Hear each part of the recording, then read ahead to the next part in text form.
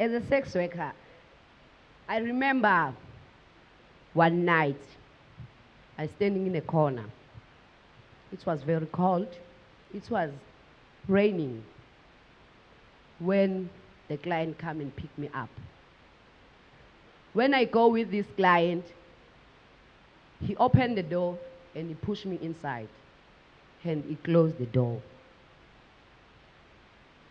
When I get in this house, there is 7 guys. 6 of them, they raped me.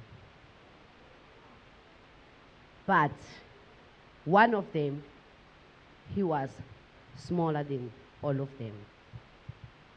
He was the one, while the guys are busy doing what they want, was crying.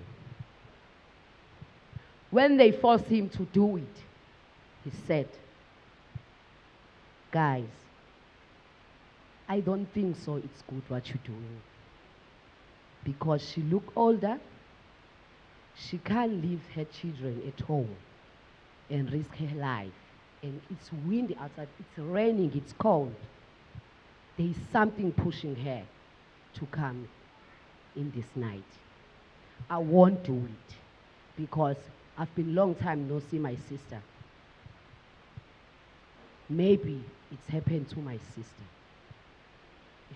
It was amazing, but he ended up getting keys for car and take me back where the client was pick me up.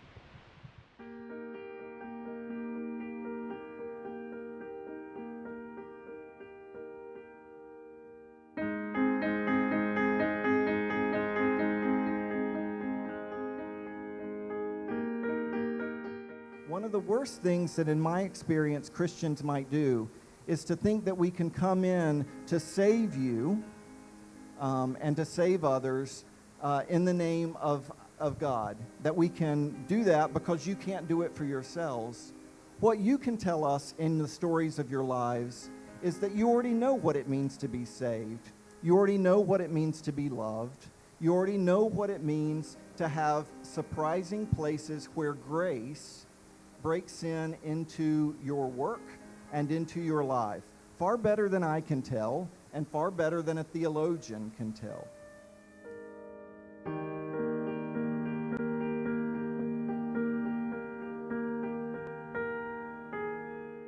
I note that religious leaders appear to be removed and disinterested in sex workers and their plight in this country. I note that religious leadership has perfected the art of ignoring problematic groups. We need to be empowering religious leadership to understand the dynamics of stigma and discrimination and vulnerability as it impacts on sex workers in South Africa.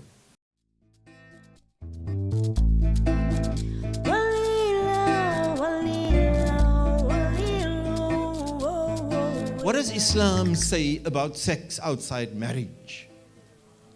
They will immediately say it is haram. It is not permitted. Among the Shia Muslims is actually the phenomenon of temporary marriages, acknowledged, where the two parties say, "I'm getting married to you for an hour. I'm getting married to you for 2 days, or I'm getting married to you for half an hour, and this is the dowry that I pay." The people who should be speaking are not people like me, but people like you. Because you are the ones who can give the testimony of how God works in your life as someone who is a sex worker.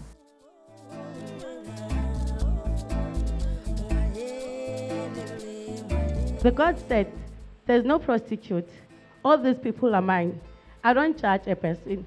That's why I like God. Even when I'm in the street, when I'm standing, I know we have difficulties, but I always pray. Even when I jump in the car, I ask the price, but I always tell myself that God is there. There are ambiguities in our community about people doing things that in the law are haram, but we still respect them. So this Spirit of God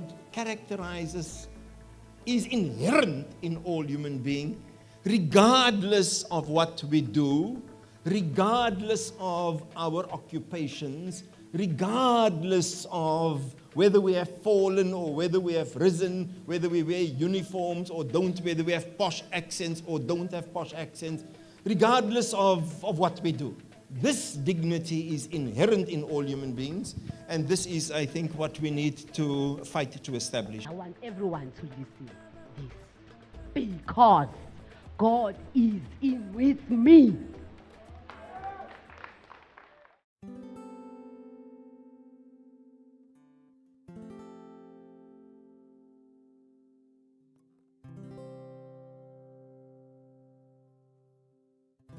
We are doing a drama. We're using this drama all over. If you don't want me to arrest you, you know exactly what you're supposed to do, don't you? You know exactly. I don't have nothing. Don't have money, 1,000 rand on you? I don't have nothing. You're wasting my time here.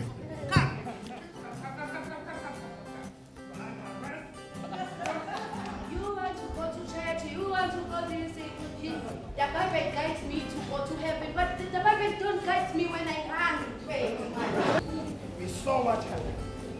But I always welcome such workers to come in my church.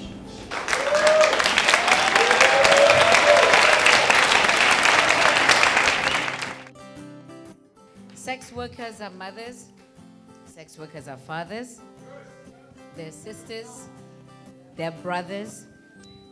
Sex workers are believers, and sex workers are faithful. So let's, as we move forward, always remember that. Viva sex workers, viva! Viva sex workers, viva! Viva sweats, viva! Viva Sisonke, viva! Waza aswa, waza!